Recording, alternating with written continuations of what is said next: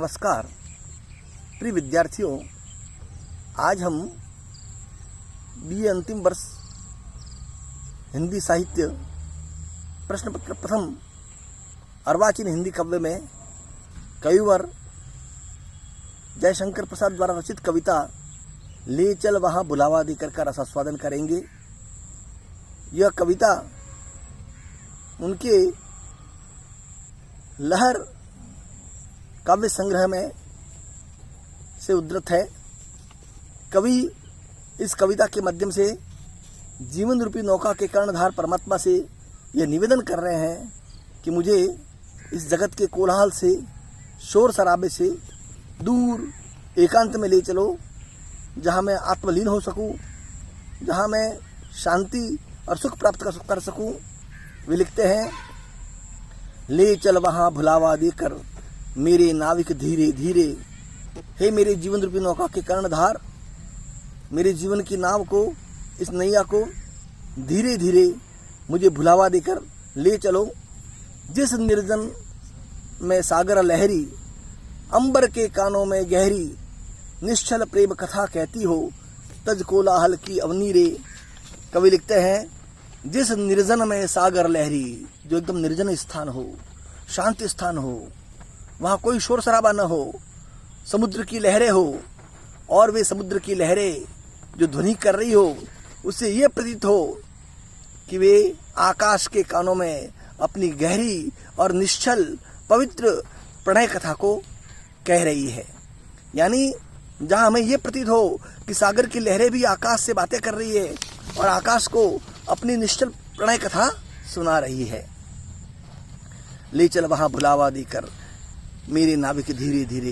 हे मेरे नाविक, मुझे धीरे भुलावा देकर धीरे धीरे वहाँ ले चल। आगे प्रसाद जी लिखते हैं, जहाँ सांझ सी जीवन छाया, ढीली अपनी कोमल काया, नील नयन से ढुलकाती हो, ताराओं की पांति घनी रे। यहाँ भी वो एकांत चाहते हैं कि जहाँ सांझ सी जीवन छाया, जहाँ जीवन की संध्या सांझ की तरह, शाम की तरह ढीली अपनी कोमल काया, अपनी कोमल काया को शिथिल कर रही हो, अपनी कोमल काया को तनाव से मुक्त कर रही हो, अपनी कोमल काया को शिथिलता प्रदान कर रही हो। नील नयन से ढुलकाती हो, ताराओं की पाती घनी रहे, और नीले आकाश से तारों की पंक्तियां ढुलक रही हो।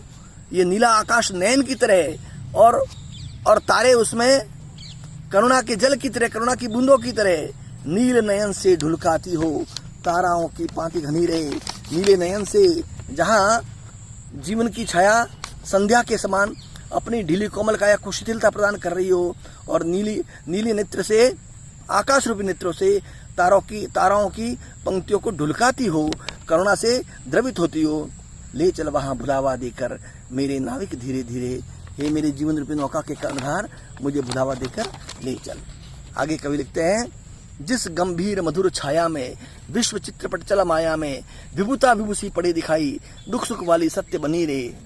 जिस गंभीर मधुर छाया में, जिस गंभीर और मधुर छाया के अंदर जहाँ बिल्कुल शांति है और जहाँ परमात्मा का सौंदर्य व्याप्त है, जिस गंभीर और मधुर छाया में विश्व चित्रपट चला माया में, इस चंचल माया में यह विश्व चित्रपट की तरह दिखाई दे रहा हो।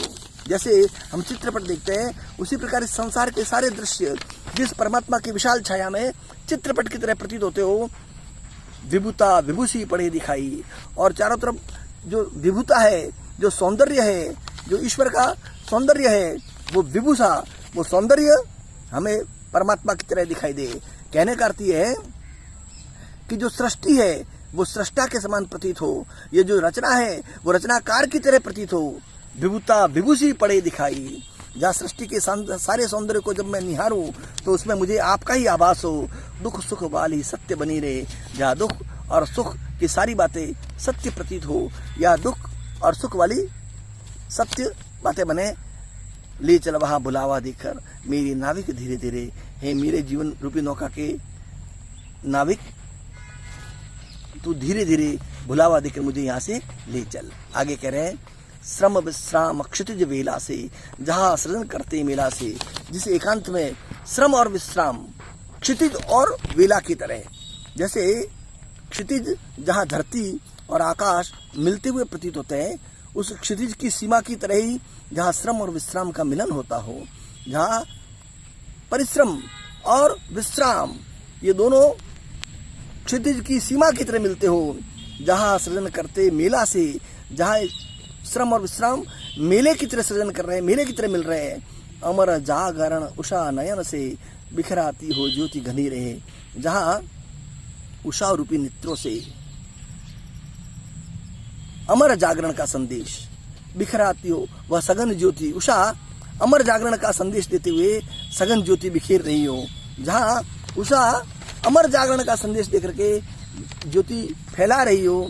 हे मेरे जीवन रूपी नौका के कर्णधार, तू मुझे वहां चल, ले चल।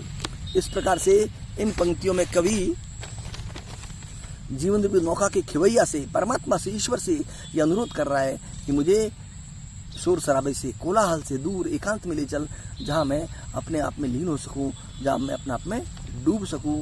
प्रिय विद्यार्थियों, यह कविता गहरे भावबोध से युक्त है।